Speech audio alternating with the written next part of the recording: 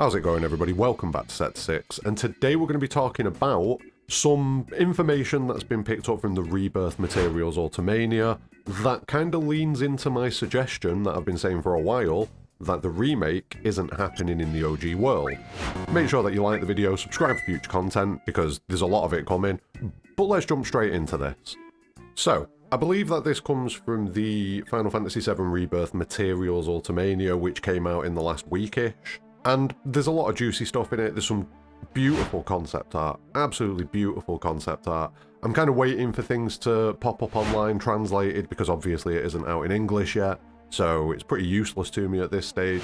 But as information about it becomes available, we will look at doing more videos based on that info.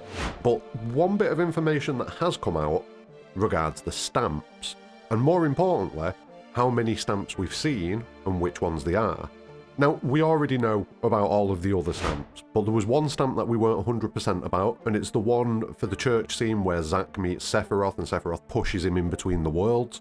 Just at the start of that scene, we see Johnny run past with a stamp in his hands, but you can't really see any other details of it.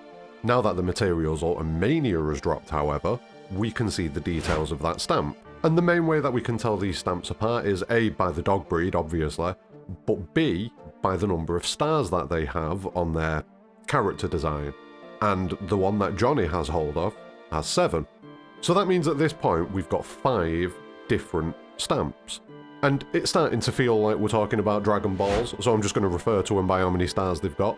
We've got the 7-star stamp, which is the one in the world, like I say, where Zack sat outside the church debating what he needs to do. The 6-star stamp, which is the one that we see at the empty reactor, the one that Biggs goes to, and we see this stamp only in this scene. The 5-star stamp is the one that we have seen the most, probably, and that is the Beagle stamp, the one where Remake is taking place. The 4-star stamp is the Terrier, which is Zack's timeline, the one where Zack has survived at the end of Final Fantasy VII Remake. And then the final one is the 3-star stamp, which is the stamp for the date that takes place between Aerith and Cloud at the beginning of Chapter 14.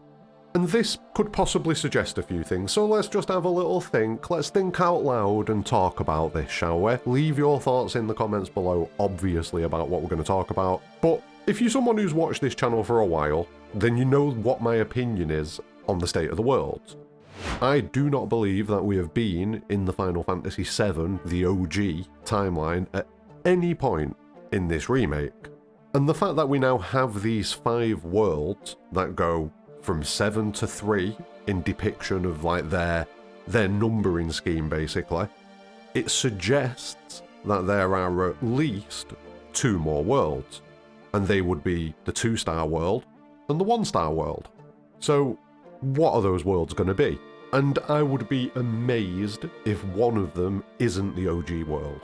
And I would assume that it's probably going to be number 1, because it would be the prime world you would expect. You would expect that the OG world is the main world and everything else has branched off from there. But then what's the other world going to be? One contender that we have is the world that Zack ends up in at the end of Final Fantasy VII Rebirth. We see that he's in a church, the flowers are all blooming, so the life stream is still strong in this world. This world still has life and longevity about it, at least a little bit. So that's potentially going to be one of these worlds. It could also be the remake world, the 5-star world, the Beagle one. But given what we see at the end of Final Fantasy VII Rebirth, with the tear in the sky that Cloud's looking up at, maybe that suggests that this world is hurtling towards its demise, potentially. But I suppose even if it is, it's still possible that Zack's there. But like I say, we've got these 2 worlds that are unaccounted for. I'm going to assume that one of them is the OG. What do you think the other one could be? Or do you think that neither of these worlds are the OG? Let me know what you're thinking about what these 2 worlds could be. There are a lot of possibilities. One of them is that maybe the other world is the Edge of Creation. So maybe we've got the OG world at number 1. Then Sephiroth creates the Edge of Creation, which becomes the 2-star world, and then all of these other worlds are created from it. Maybe that's a possibility for how it goes. Maybe one is the OG world, and then something happened that caused a breach in that world, and a second world was created, the 2-star world. And then from that point, everything else has been created from there. There's a lot of possibilities, but I would say that this numbering scheme 100% suggests that there is at least a 1-star and a 2-star world. There's even the possibility that the OG doesn't have a star numbering system, so it would effectively be 0. And that means that we've got 2 more worlds to come up with and piece into this. So yeah, there's a lot of possibilities. There's also the possibility that the OG world existed and the arrival of Genova created a branch, which means that it's possible that at no point in the entire Final Fantasy VII compilation, including the OG, have we been in the real world. Maybe Genova created a break in the live stream, and that caused all these branches to exist. I wouldn't rule that out. Another possibility is the Gi. Maybe when the Gi tried to do what they tried to do by creating the black materia, they caused some sort of breach in reality. Maybe the Gi's world is one of these 1- and 2-star worlds. It's a lot. There's a lot of possibilities. We were already kind of thinking along these lines. There was a lot of thought process along these lines already in the community. I was definitely of the opinion that we are not in the OG timeline. Too much weird stuff is going on for it to be the same, especially with the introduction of all of these branching worlds in the first place at the end of Remake and during Rebirth. So yeah, I've been pretty locked into this for quite a while, so maybe it's a bit of confirmation bias on my end, but I feel that this is almost certainly confirming that we have not been in the OG timeline. Vindication! But now let's look at the numbering of the worlds and the order of them. So, one of the more interesting things that stands out to me immediately is the fact that the 4-star and 5-star worlds are the order that they are. So the 4-star world is the Terrier, and the 5-star world is the Beagle. And I would expect them to be the other way round, potentially. I would almost certainly expect them to be the other way round, with working on the premise that the higher the number, the further into the branches you are.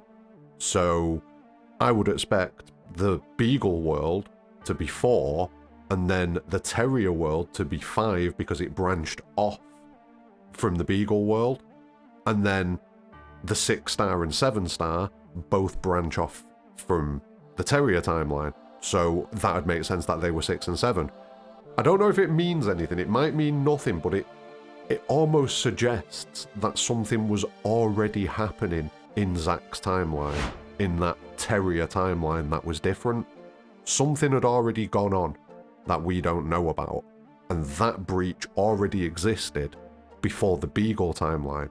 So that's another interesting possibility that this numbering convention brings up, the Terrier timeline seemingly being before the Beagle timeline. And then even more interestingly, the date that Cloud and Aerith have at the start of Chapter 14 is the 3-star world. So that seemingly predates the Terrier timeline even, which in itself brings up some possibilities. Because this world is clearly a world that's under the control of Aerith. Seemingly this Omni-Aerith that we've been dealing with throughout Final Fantasy VII Remake and Rebirth. And it feels like it's her little pocket dimension where she can control things from. That's kind of what it felt like to me. So with that being the case, and circling back to what I was saying earlier about how I would have expected the orders to go like this, if we do look at this as a hierarchy of worlds, with the higher the number being the further down the branch you are, and this is Aerith's little pocket realm, the 3-star world, then that would suggest to me that the 2-star world probably is the edge of creation. Because if you think about it, it all seems to be reactions. The OG happened. As a reaction to the OG, Sephiroth creates the edge of creation, and it becomes his jumping off point. And if we're looking for stars in that world, maybe we don't need to look any further than the 2 nebulas that we see. Maybe that is the indication that we get in that world rather than a cute little stamp dog. Maybe that's what we get. These 2 massive nebula there. And that is the thing that suggests to us that this is the 2-star world. So you've got the OG, you've got Sephiroth's reaction, the 2-star world. Aerith then reacts to Sephiroth by creating her own pocket where she can operate from, the 3-star world. and the place that she brings Cloud to in order to give him the white materia. The one that I don't understand is this bit. This is the bit that I then don't understand, the 4 and 5 star. I would expect them to be the other way around, but either way, clearly something has happened in one of those 3 worlds, the OG, the Edge of Creation, and Aerith's Date World, we'll call it. Aerith's Date World, yeah, that's what we're going to call it. But something has happened there that has led to the creation of, at the very least, the 4-star world, the Terrier timeline, and potentially the Beagle world at the same time. Maybe Sephiroth was creating the Beagle world in order to enact his plan to take control of fate and destiny. Aerith noticed this and just quickly created a world where she could change things to help, where she could bring someone in who wasn't a part of the struggle going forwards from this point. His struggle was already behind him, Zack, obviously, but she can then bring him in and keep him involved in the struggle for the live stream. So maybe that's what happened. But then after that, we then get the Biggs timeline, the 6-star timeline, which is a result of events in the Terrier timeline. And then we also get the 7-star timeline, which is also a reaction to things that have happened in the Terrier timeline, the 4-star timeline.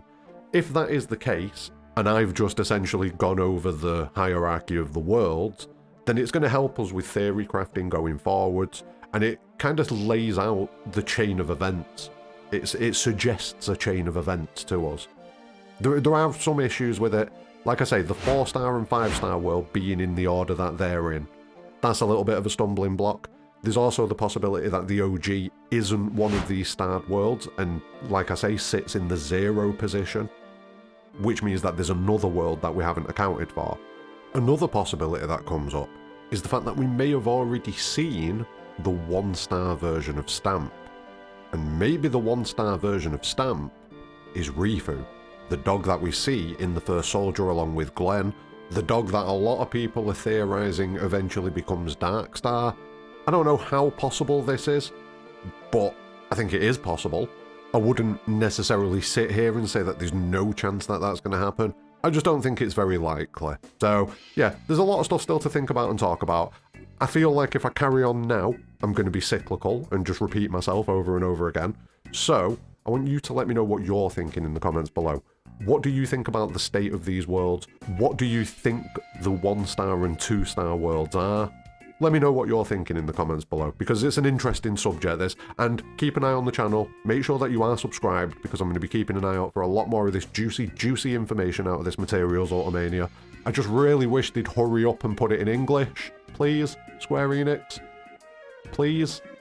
Anyway, that's the end of this video. Like I say, like the video, subscribe for future content. Let me know what you're thinking in the comments below. But more importantly than all of that, have a great day.